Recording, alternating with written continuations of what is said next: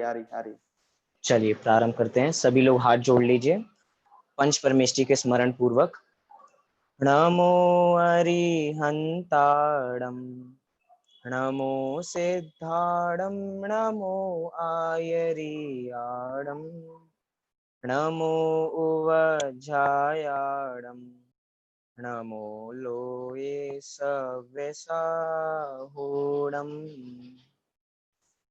मंगलम भगवान वीरो, मंगलम गौतमो गणी, मंगलम कुंद कुंदाद्यो, जैन धर्मोस्तु मंगलम।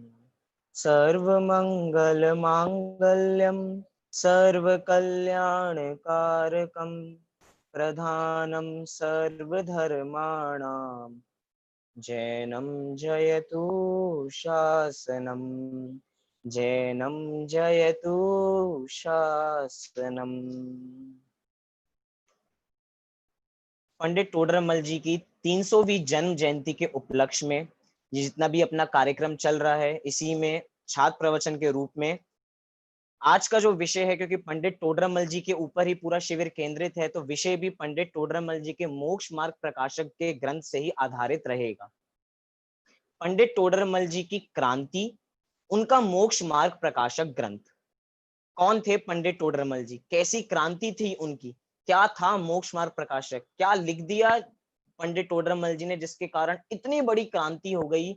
सरस कल्पना करके देखिए आप, चलिए 300 वर्ष पूर्व, 250 वर्ष पूर्व का चित्रण अपने दिमाग में करके देखिए कि पंडित टोडरमल जी ने जो चित्रण 250-300 वर्ष पहले खींचा था, आज वैसा ही चित्र आज हमें आज की परिस्थितियों में भी दिखाई देता है।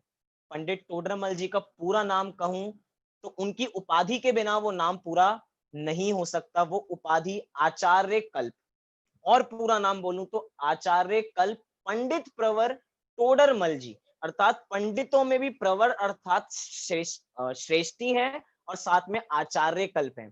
आपको जान के हो सकता है पहले पता हो, लेकिन ये जो आचार्य कल्प नाम की उपाधि है, ये 2 पंडितों को मिली हुई है। कौन कौन से हैं? अमृतचंद्र आचार्य के गुरु अर्थात आशाधर जी को भी आचार्य कल्प नाम की उपाधि मिली हुई है, और साथ ही साथ पंडित टोडरमल जी को भी आचार्य कल्प जैसी उपाधि मिली हुई है। वास्तव में आचार्यों जैसा कोई आचरण नहीं है, 36 मूल गुणों का कोई पालन नहीं है, लेकिन आचार्यों जैसा महान काम करने के कारण उनकी कल्पना जैसे वैसे ही हैं, इसीलिए उनको आचार्य कल्प की उपमा दी गई है। और तो और उनके अनेक अनेक नाम की बात करूं तो पंडितों के पंडित महापंडित भी ऐसा उनका नाम विख्यात है। वो महापंडित क्यों है, थोड़ी सी इसकी बात करते हैं, क्योंकि वही उनकी क्रांति में सम्मिलित है। पंडित टोडरमल जी को महापंडित कहा जा रहा है, क्यों कहा जा रहा है? देखिए, एक पंडित अपने पूरे जीवन काल में एक ग्रंथ का अध्ययन करे और एक ग्रंथ के अध्ययन में पूरा वो आद्योपांत उसका विशेषज्ञ बन जाए, ये बहुत दुर्लभ बात है। अर्थात दुर्लभ बात कह रहा हूं मैं इसको क्यों, क्योंकि पूरे ग्रंथ का आद्योपांत अध्ययन करके उस पर विशेष कमांड हो जाना, ये बहुत बड़ी बात है। पंडित टोडरमल जी को वो भी थी। साथ ही साथ ये नहीं कि उनको मात्र एक ग्रंथ की विशेषज्ञता थी, उन्होंने पीठबंध अधिकार अर्थात प्रथम अध्याय में ही पूरा खुलासा किया कि उनको किन किन ग्रंथों का टीका सहित आद्योपांत अध्ययन है, अर्थात उनका अध्ययन विशेष प्रकार का था। इतने में भी कोई विशेष बात नहीं है, ये भी बहुत लोग कर सकते हैं, लेकिन साथ ही साथ आत्मा को भी जिन्होंने जाना हो, आत्मा को भी जिन्होंने पढ़ा हो, ये और ज्यादा दुर्लभ हो जाते हैं। और थोड़ी दुर्लभता की बात करूं तो साथ ही साथ में जिन्होंने समाज को भी पढ़ा हो, ऐसे पंडित तो बहुत ही दुर्लभ होते हैं। अर्थात 3 चीजें, जिन्होंने ग्रंथों का अध्ययन किया हो, जिन्होंने अपनी आत्मा को पढ़ा हो, जिन्होंने साथ ही साथ समाज को पढ़ा हो, ऐसे विद्वान बहुत दुर्लभ होते हैं। और इन विद्वानों में पंडित टोडरमल जी का नाम अगणनीय है, अर्थात सबसे आगे पंडित टोडरमल जी का नाम ही लिया जाता है। क्यों लिया जाता है? थोड़ा सा हम पेज खोले मोक्ष मार्ग प्रकाशक के, पंडित जी ने ही 7वें अध्याय में व्यवहाराभासी धर्म धारकों की सामान्य प्रवृत्ति में पेज नंबर 220 पे बहुत बढ़िया चित्रण खींचा, जिससे पता लगता है कि पंडित जी ने समाज को पढ़ा है। पंडित जी ने वहां पे व्रतियों की बात की है, तपस्वियों की बात की है, पूजा करने वालों की बात की है, दर्शन करने वाले लोगों की बात की, स्वाध्याय करने वाले लोगों की बात की। कैसी बात की? मतलब समाज को पढ़ के मिथ्यात्व के खंडन के लिए, जैसे कि आज कटिबद्ध हो गए हैं कि आज तो हम आपका मिथ्यात्व छुड़ाकर ही छोड़ेंगे, ऐसी जैसे उन्होंने प्रतिज्ञा ले ली है और सारा चित्रण खींचते चले गए। व्रतियों के संबंध में लिखा कि व्रत अंगीकार कर लेते हैं, अणुव्रत महाव्रत अंगीकार कर लेते हैं, अपनी भूमिका को विचारते नहीं है, बस महंत बनने के कारण, अर्थात जगत में अपनी प्रशंसा होगी इस कारण इन व्रतों को अंगीकार कर लेने में अपनी बड़ाई समझते हैं। दर्शन करने वालों के संबंध में लिखा कि मुंह से भक्ति करते रहते हैं, मुंह से भक्ति करते रहते हैं, जैसे मुंह से बस ऐसे ऐसे बोले जा रहे हैं, इधर उधर देखे जा रहे हैं, अर्थात चित उनका अपने में लगता नहीं और बाहर में ही दृष्टि घूमती रहती है। मतलब कि आपकी क्रियाएं भी ऐसी होंगी जैसे कि आप धर्मात्मा हो, आप बोलोगे भी धर्म के वचन, लेकिन अंतरंग का अभिप्राय बिल्कुल अलग होगा, अंतरंग में दृष्टि अलग होगी। हो सकता है हम लोगों के साथ भी ऐसा होता होगा, होता है, मैं ऐसा कह सकता हूँ। कैसे हो सकता है? हम कभी कभार अपने को एग्जामिन करके देखें, थोड़ा अपना परीक्षण, खुद का आत्म मूल्यांकन करके देखें तो पता लगे। हम कभी कभार मंदिर में दर्शन करने जाते हैं, और जब मंदिर में दर्शन करने जाते हैं तो क्या होता है अपने साथ? अगर मंदिर में कोई नहीं है और हम अकेले मंदिर में दर्शन कर रहे हैं, तो उस मंदिर में दर्शन करने का स्टाइल हमारा अलग होता है। और वहीं पे 20-25 लोग पीछे खड़े हों, 4-5 लोग आगे खड़े हों, तो हमारा अटेंशन ज्यादा विशेष प्रकार का हो जाता है कि थोड़ा विशेष प्रकार का दर्शन करना प्रारंभ कर देते हैं। ऐसा क्यों? मतलब कि दर्शन करने आए हैं तो निज दर्शन के लिए नहीं आए हैं, लोगों के दर्शन करने के लिए आए हैं, भगवान के पास अटेंडेंस लगवाने आए हैं कि हाँ, हम आ चुके हैं, आप हमारी प्रेजेंट लगा दीजिए। मतलब कि लोक बड़ाई जिससे हो, ऐसे काम के लिए मंदिर आते हैं। दान देते हैं तो ये नहीं विचारते कि पात्र को दे रहे हैं, कुपात्र को दे रहे हैं, कुछ नहीं विचारना।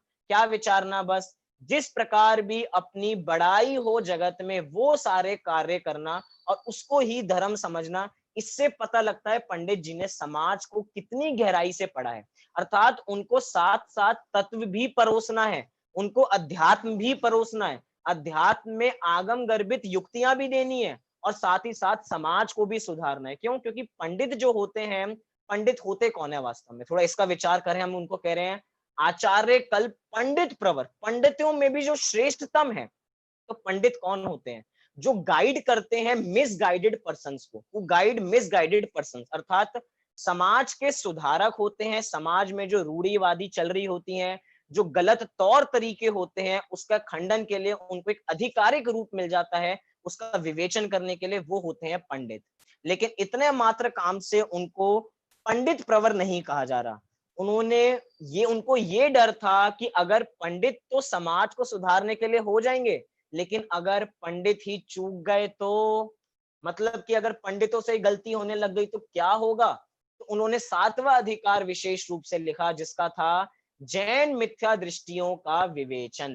क्या? जैन मिथ्या दृष्टि का विवेचन के अंदर पंडित जी ने पूरा तत्व का खुलासा किया कि जो जैन आज्ञा को मानता है, उसके बावजूद भी जिनका मिथ्यात्व रह जाता है, मिथ्यात्व का अंश बैरी भी छोड़ने योग्य है, ऐसी बातें करके पंडित जी ने वहां पे मिथ्यात्व की बात उठाई। देखा जाए तो पूरे मोक्ष मार्ग प्रकाशक में 340 पेज, 340 पेजों में से कम 190 पेजों में से भी ज्यादा पंडित जी ने मिथ्यात्व के खंडन के लिए अपनी कलम चलाई। मिथ्यात्व के खंडन के लिए कलम चलाई माने, अर्थात पंडित जी ने चौथे अध्याय से लेकर 7वें अधिकार तक मिथ्यात्व का खंडन किया।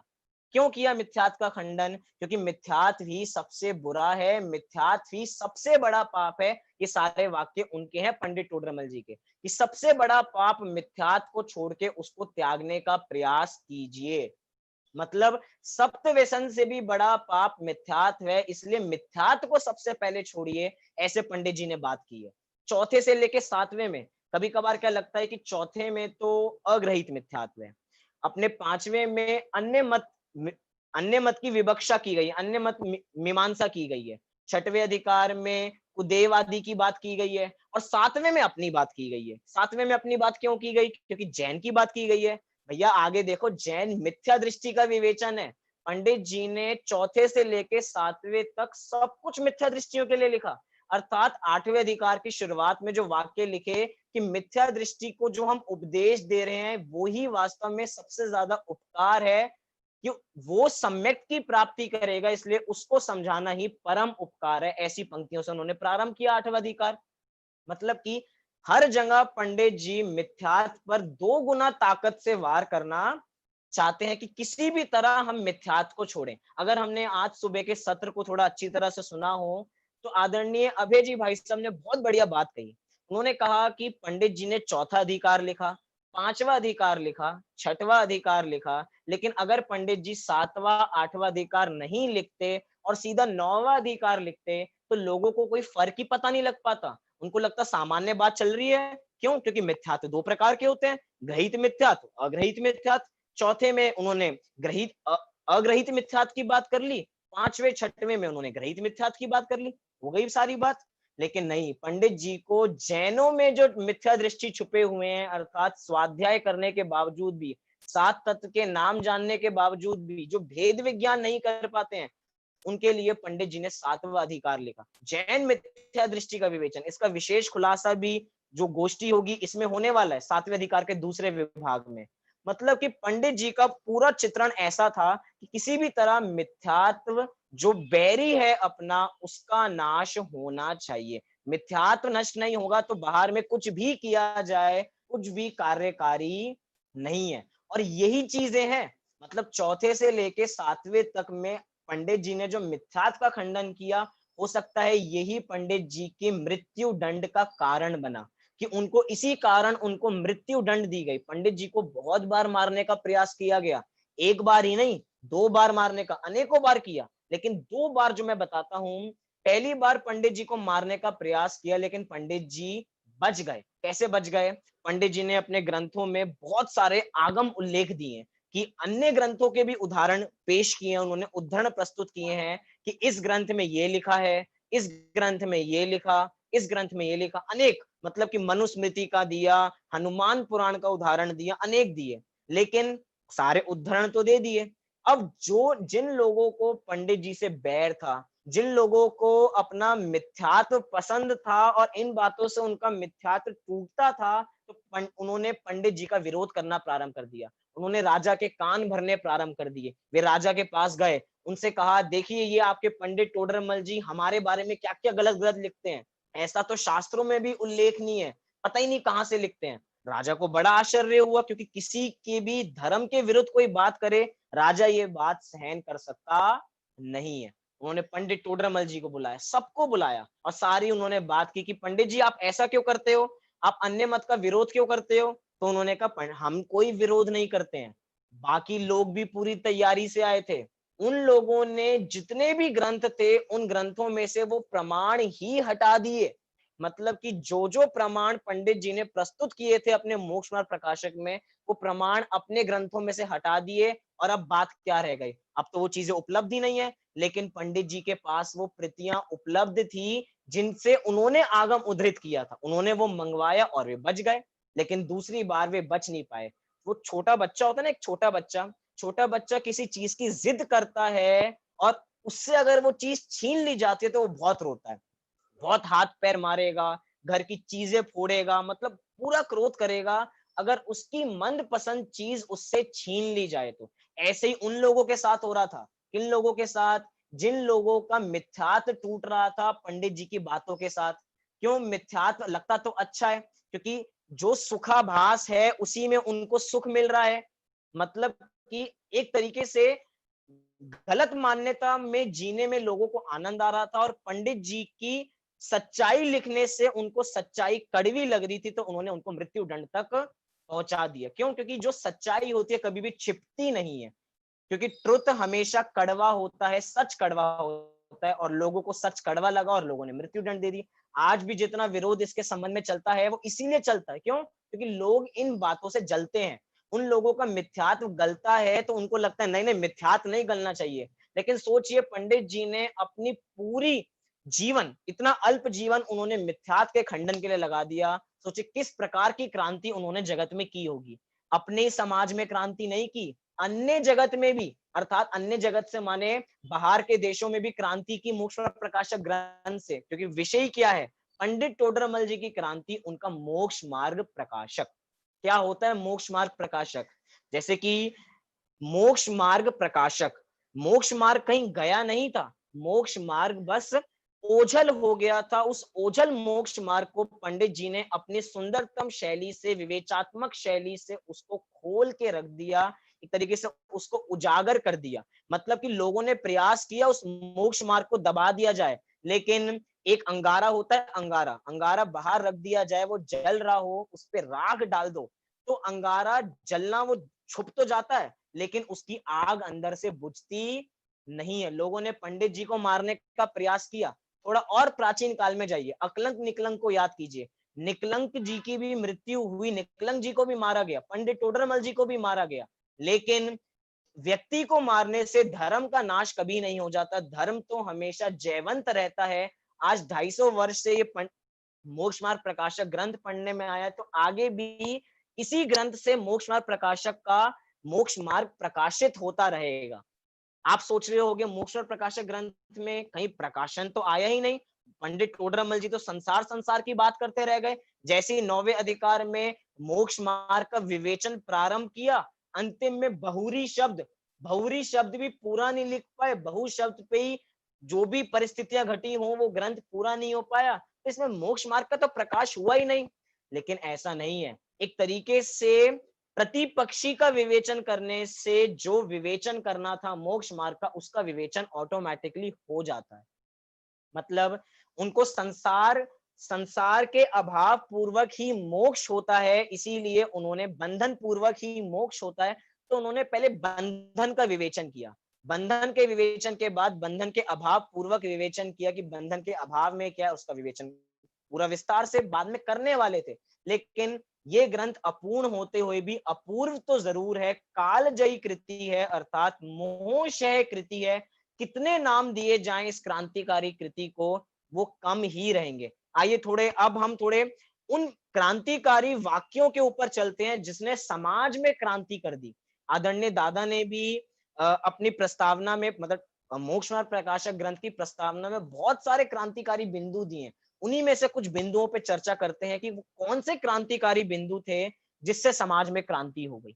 देखिए, अगर आपके सामने ग्रंथ हो तो आप पेज नंबर निकालिए, 226 नंबर का पेज नंबर, जहां पे आश्रव तत्व का अन्यथा रूप पंडित टोडरमल जी ने दिया। क्या दिया? इसीलिए हिंसादिवत अहिंसादि को भी बंद का कारण जानकर हे ही मानना। अर्थात हिंसा तो बुरी है ही है, लेकिन साथ में जो अहिंसा हो रही है, उस अहिंसा में करुणा बुद्धि है। वो करुणा बुद्धि राग का परिणाम है, राग के परिणाम होने से आश्रव के अंतर्गत आता है, और आश्रव बंध का कारण है, और जो बंध का कारण होता है वो मोक्ष का कारण नहीं हो सकता। इसीलिए करुणा करने से, अहिंसा करने से मोक्ष नहीं हो सकता। इसीलिए उसको किसके समान जानना? हिंसा आदि के समान उसको बंध का कारण जानना। हिंसा आदि के समान मतलब एक क्रांतिकारी है। लोक में अहिंसा के नाम पे कितनी चीजें की जाती हैं। ठीक है, हम यहाँ पे बहुत बढ़िया वाक्य पढ़ा था कि जैन दर्शन क्रिया का निषेध नहीं, क्रिया कांड का निषेध करता है। अहिंसा का मना नहीं किया जा रहा, लेकिन अहिंसा से जो मोक्ष समझा जा रहा है, धर्म समझा जा रहा है, वो धर्म अहिंसा से नहीं है। क्यों? क्योंकि हमने पुरुषार्थ सिद्धि उपाय पढ़ रखा होगा, तो पुरुषार्थ सिद्धि उपाय में अपरादुर्भावा खलु रागादीनां भवत्ते हिंसेति तेषामेव उत्पत्ति हिंसेति जिनागमस्य संक्षेप। कि जिनागम का संक्षेप क्या है?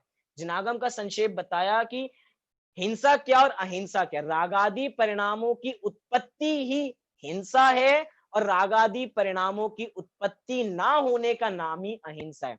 अब वो जो अहिंसा होती है ना, वो अहिंसा जिस अहिंसा की हम बात कर रहे हैं, जो अहिंसा करुणा बुद्धि से होती है, वो अहिंसा करुणा बुद्धि से जो हो रही है वो वास्तव में हिंसा है। क्यों? क्योंकि हिंसा में राग होता है। मतलब पंडित जी ने किसी का जो होता है ना, किसी से डरते नहीं है। उनको सत्य का उद्घाटन करना है तो सत्य का उद्घाटन करके ही रहेंगे।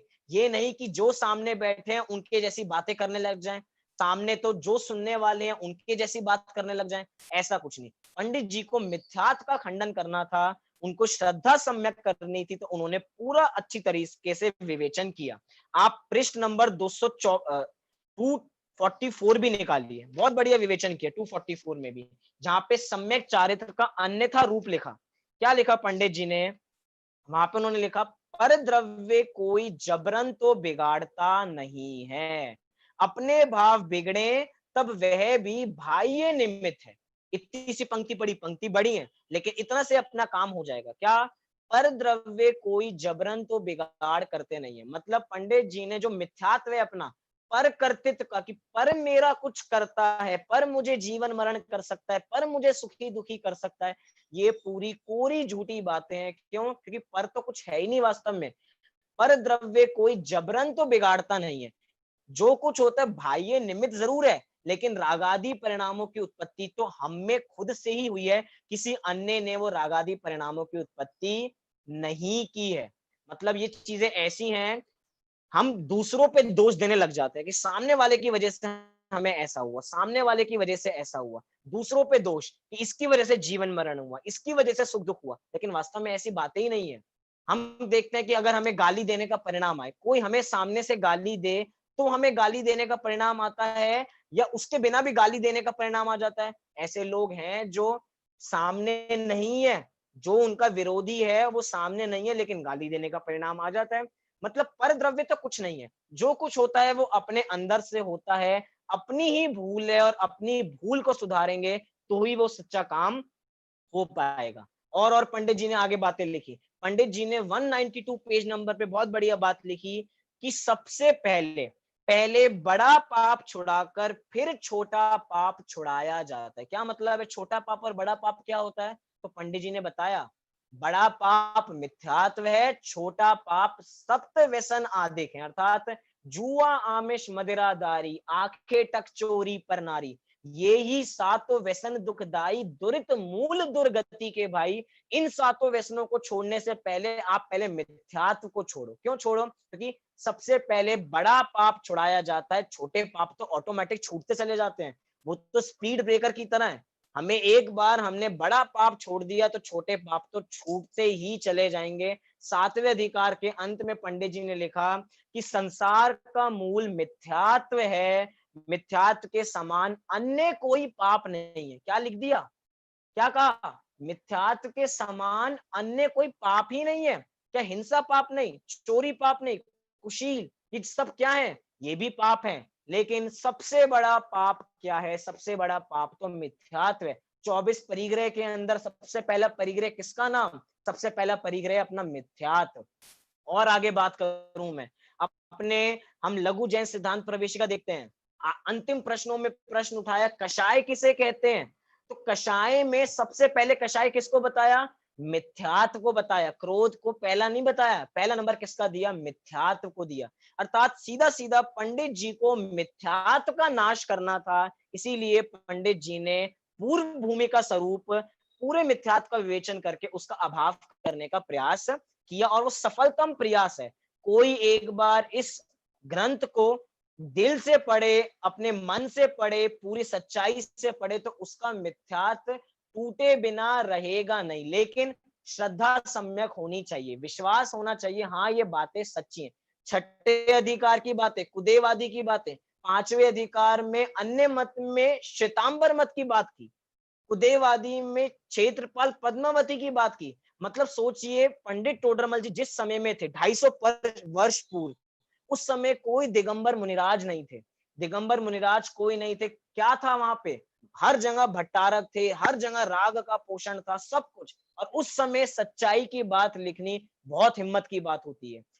ये हिम्मत पंडित टोडरमल जी में थी जो उन्होंने लिखी। इसी कारण बहुत लोग कहते हैं हो सकता है पंडित जी और थोड़ा जी लेते, अगर इतनी सारी गंदी गंदी बातें नहीं लिखते, तो विरोध नहीं करते तो ठीक रहता। लेकिन विरोध किया नहीं है, वास्तव में जो लोगों की मिथ्या मान्यता है उसको तोड़ने का उनका प्रयोजन था, इसी रूप से उन्होंने उसको तोड़ा।